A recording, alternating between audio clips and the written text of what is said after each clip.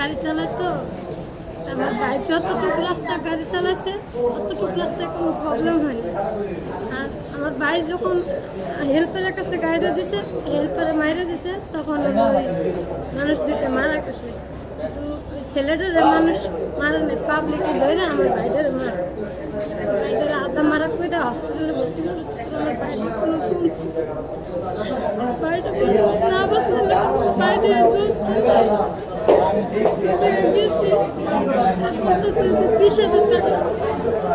মামলা যদি নর্মাল করতে চাও তাহলে 10,000 টাকা লাগবে। যদি মামলা নর্মাল না করতে চাও 20,000 টাকা লাগবে, রিমান্ডে নেওয়া হবে। আমার বাড়ির তো কোনো দোষ নেই, আমার বাড়ির তো প্রথম চালাই গেছে।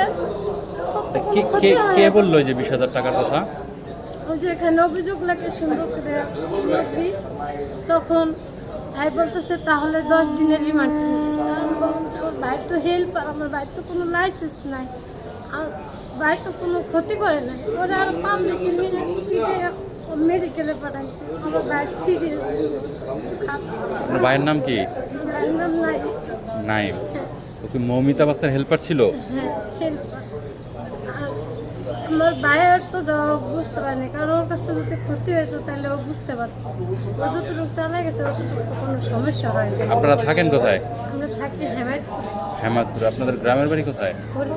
ফরিদপুর কোন জায়গায়? সারদা। হ্যাঁ, এখন সে বলতেছে 10 দিনের রিমান্ড। আমার ভাইয়ের কিছু এই বিষয়ে পুলিশের সাথে কথা হয়নি আপনাদের এই বিষয়ে? পুলিশের সাথে কথা হয়েছে, তারা বলছে মামলা হয়ে গেছে। মামলা হয়ে গেছে? তাহলে মামলা হয়ে গেলে আবার ওই যে কমানো বাড়ানোর কোনো সুযোগ আছে কিনা? সেটা ওইখান থেকে বলতেছে আর কি আমাদেরকে, আমার আম্মুরা আমার এইখান থেকে রেখে নিয়ে গেছে। আচ্ছা। সে মানে ওই নাইম হচ্ছে আপনার ছেলে না? জন্য অনেক মানে প্রেশারে দিতেছে। হ্যাঁ, পরে আমার আম্মু বলছে, আমার চাচারা ফোন দিচ্ছে যে আমার বাড়িতে জানাইছে যে আমার বাড়িতে মানুষ আছে, আমার দেওয়ার আছে এখানে, তাদেরকে জানাতে হবে আমার সমস্যাটা, আমার টাকা ম্যানেজ করতে হবে। আমি তো অবশ্যই আমার এখন এই মুহূর্তে তো আমার এত টাকা দেওয়া সম্ভব না। আমি তাদের সাথে পরামর্শ করে নিই তারা কি বলে, তারপরে আমি আমার ছেলের যদি কোনো চালান করে দেয়, তারপরে আমি আমার বাড়ির একজন লোক আছে তাদের গাই না, তারপরে আমি আমার ছেলের কাছে সমাধান করে তাই করব। ঠিক আছে, ধন্যবাদ আপা।